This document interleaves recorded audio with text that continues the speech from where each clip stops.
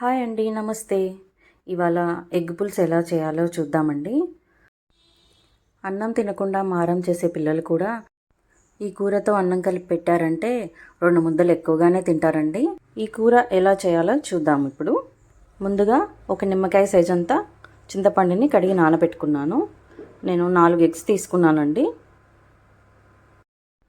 ముందుగా ఎగ్స్ని ఎగ్ బాయిలర్లో ఉడికించుకుంటున్నానండి. మీరు గిన్నెలో నీళ్లు పోసైనా ఉడికించుకోవచ్చు. తర్వాత కడాయిలో 2 టేబుల్ స్పూన్ల ఆయిల్ వేసేసి దాంట్లో ఆవాలు, జీలకర్ర వేసి వేగాక సన్నగా కట్ చేసుకున్న వెల్లుల్లి వేసి వేయించుకోవాలి.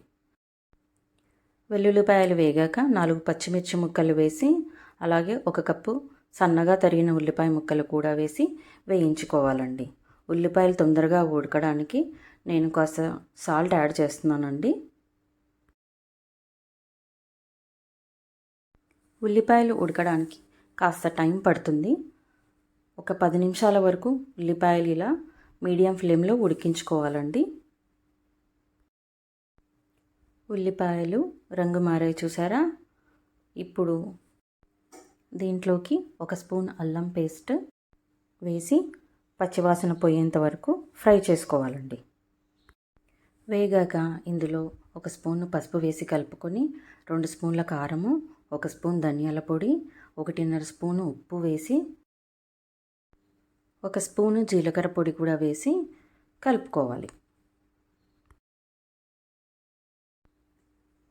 తర్వాత ముందుగా నానబెట్టుకున్న చింతపండు రసాన్ని కూడా వేసి చక్కగా కలుపుకోవాలండి. ఇందులోకి పులుపుకి సరిపడా నీళ్లు వేసుకోవాలండి. అలాగే 1 చిటికెడు మెంతిపొడి కూడా వేసాను నేను. పులుసు మరిగేలోపు ఎగ్స్ని ఫ్రై చేసుకుందామండి. కడాయిలో 1 స్పూన్ ఆయిల్ వేసి చిటికెడు పసుపు, 1/2 టీ స్పూన్ కారము, 1/2 teaspoon salt, 1/2 teaspoon ధనియాల పొడి వేసి వేగాక ముందుగా ఉడికించుకున్న ఎగ్స్ని వేసి ఒక 2 నిమిషాలు ఫ్రై చేసుకోవాలండి. పులుసు మరిగాక 1 స్పూను బెల్లం వేసి కలిపితే రుచి.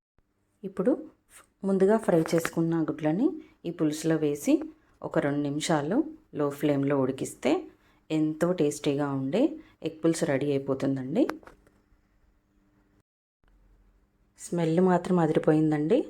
లాస్ట్లో కొంచెం కొత్తిమీర యాడ్ చేసుకొని సర్వింగ్ బౌల్లో తీసుకుంటే ఎంతో టేస్టీగా ఉండే ఎగ్ పులుసు రెడీ అయిపోయింది. మీరు కూడా నా రెసిపీని ట్రై చేసి ఎలా ఉందో కమెంట్ చేస్తారు కదా. నా రెసిపీ మీకు నచ్చితే లైక్ చేయండి, షేర్ చేయండి, సబ్స్క్రైబ్ చేయండి. Thanks for